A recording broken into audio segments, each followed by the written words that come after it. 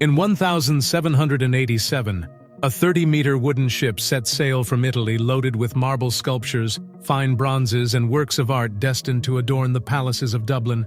Its name was the Recovery, a British merchant vessel transporting the personal commission of two of the most powerful men in Ireland. No one imagined that this voyage would be its last. A few miles off the coast of Wexford, a storm swallowed it whole.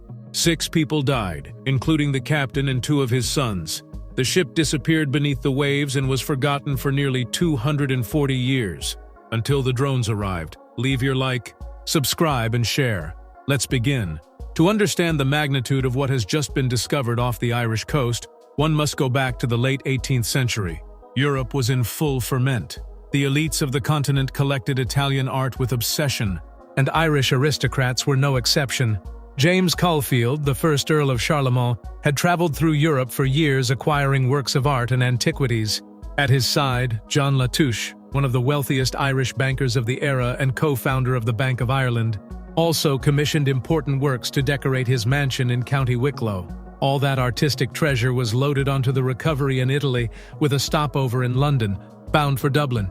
The historical and economic value of the cargo was incalculable. What makes the case of the Recovery so extraordinary is not only the value of its cargo, it is that the ship has lain buried under the sand of the seabed for more than 2 centuries without anyone having touched it. And that means, in theory, that the marble sculptures, bronzes, and works of art still lie exactly where they fell the night of the storm. Edmund O'Byrne, a maritime researcher from Kilmore Quay, had spent years tracing historical records, searching for clues about the whereabouts of the Recovery.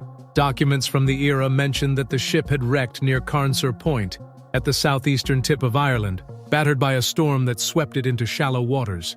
The search was not easy. For decades, the Recovery was barely a footnote in the naval records of the 18th century.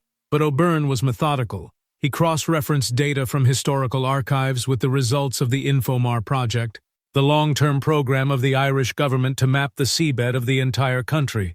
The multi-beam sonar surveys carried out from the research vessel Kiri had recorded an anomalous shape buried beneath the sand. About 800 meters from the coast, at barely 20 meters depth, it was the unmistakable silhouette of a wooden hull. O'Byrne's team, composed of 5 divers, plunged into the water with a submarine exploration drone. What they found first was a rudder, a 6-meter-long rudder completely covered with copper sheets. That was the first great revealing piece of data. In the 18th century, only vessels of the Royal Navy and large elite merchant ships used copper cladding on their hulls to protect the wood from barnacles and shipworms. It was an expensive and exclusive technology. When O'Byrne saw the copper sheets, he knew they had something important. The rudder had been torn off by the force of the waves when the ship rounded Carnsore Point and was pushed into shallow waters. It lay about 250 meters from the main body of the wreck. As the drone approached the hull, the first details began to appear on the operator's screens. Wooden fittings, bolts, and assembly pieces typical of the 18th century. Then, among the sediments, something no one expected with such clarity. A section of the hull that remained almost intact, with the original structure standing, buried under 2 or 3 meters of compacted sand. The magnetic readings carried out previously had suggested that part of the metal cargo, the bronzes and the ironwork, could still be trapped inside. The sand, far from destroying the wreck, had sealed it. It had preserved it like a time capsule. To contextualize the rarity of this find, one must understand what normally happens to wrecks in shallow waters. Unlike remains that rest at thousands of meters depth, wrecks in coastal areas are exposed to currents, tides, looters, and natural deterioration for centuries. Most ships that sink close to shore end up completely dispersed within a few decades. However, the Recovery is an exception. The sand of Carnsore Point swallowed it whole and isolated it from the outside world. According to O'Byrne, the conditions of the sandbank have preserved the hull in an extraordinary way for a wreck of this age. Part of the history of the Recovery is directly linked to one of the most iconic buildings in Ireland, the Custom House of Dublin, inaugurated in 1791. This imposing neoclassical structure, which today is an emblematic image of the River Liffey, was designed to be decorated with the finest European works of art. Some of the marbles and bronzes transported by the Recovery were destined precisely to embellish that building and Latouche's mansion in Wicklow. The tragedy of the shipwreck left incomplete the decoration originally planned. That is to say, there are works of art that were meant to be in buildings that still exist and which instead have spent nearly 2.5 centuries on the floor of the Irish Sea. The discovery of the copper rudder was, in itself, an extraordinary event for archaeologists. The copper cladding of 18th century merchant ships was costly and relatively uncommon outside military vessels. In fact, O'Byrne pointed out that none of the wrecks recorded on the Wexford coast had copper plates, making this find something unique in the region. The rudder was recovered for analysis and confirmed that the age and origin of the ship matched perfectly with the historical records of the recovery.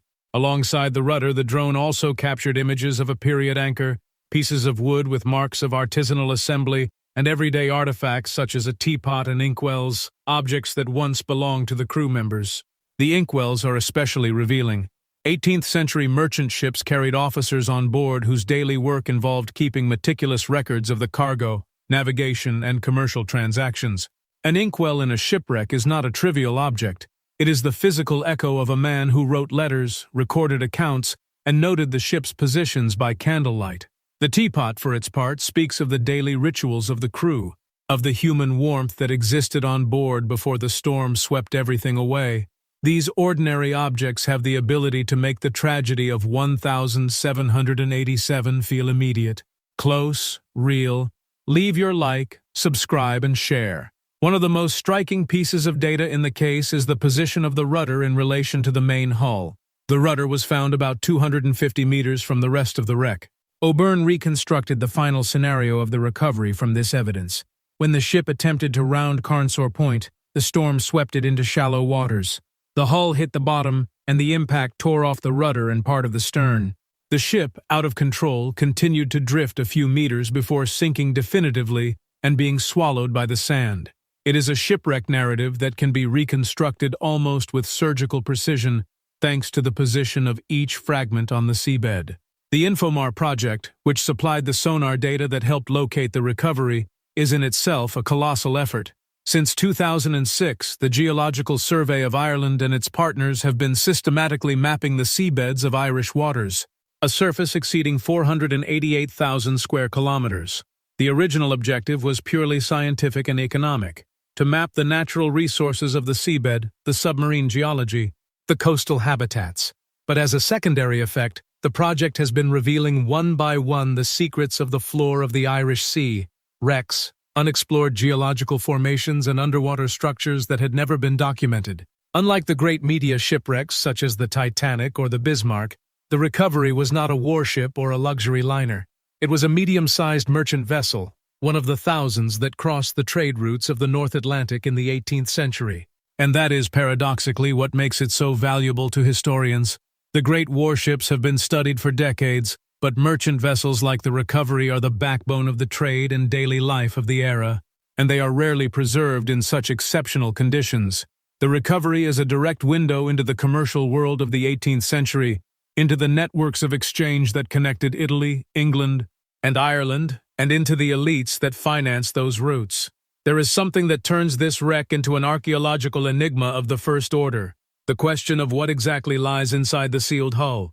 Magnetometry studies, which detect metallic anomalies beneath the sediment, have clearly indicated that there are significant masses of metal buried beneath the sand in the area of the hull. Bronzes, iron fittings, possibly metallic decorative structures from the Italian sculptures. But until the sand yields or a controlled excavation is carried out, no one can say with certainty what has survived. O'Byrne has been explicit on this point.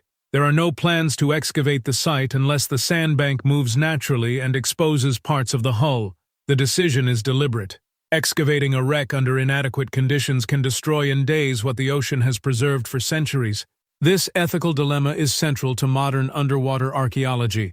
From the discovery of the Titanic in 1985 to the expeditions in the Black Sea that have revealed dozens of medieval wrecks in perfect condition, submarine exploration technology has advanced exponentially. ROVs, remotely operated vehicles, and AUVs, autonomous underwater vehicles, can today map the ocean floor with millimeter resolution and transmit high-definition images from abyssal depths. But the technological capacity to explore does not always coincide with the capacity to preserve. The best underwater archaeologists in the world are often the most cautious when it comes to physically intervening at a site. The history of the recovery also highlights the role of maritime catastrophes in cultural history. The marbles and bronzes it transported were not just decorative objects. They represented the ambition of an Irish ruling class that sought to equal the elites of continental Europe, who decorated their palaces with authentic Greco-Roman antiquities or with the highest quality imitations produced in the workshops of Rome, Florence, and Naples. The loss of that cargo left a gap in the history of Irish art that was never filled. Some of the pieces commissioned by Caulfield and Latouche remain on the list of the lost, works documented in contracts and correspondence, but never seen in Ireland. The case of the recovery is a reminder of something that the oceans have always known and that humans keep rediscovering. The ocean floor is the largest and least disturbed archive in the world. Every storm that sank a ship in the past paradoxically preserved a capsule of its time. The coins, the navigation instruments, the kitchen utensils, the love letters written with inkwells that now lie in the mud, all of that is still there, waiting. And every technological advance, from the first diving suits to the modern high-resolution drones, brings us a little closer to those buried stories that the ocean has guarded for centuries. The recovery is not just a wreck, it is a sealed book, and we have not yet read the last page. Leave your like, subscribe, and share. Until next time.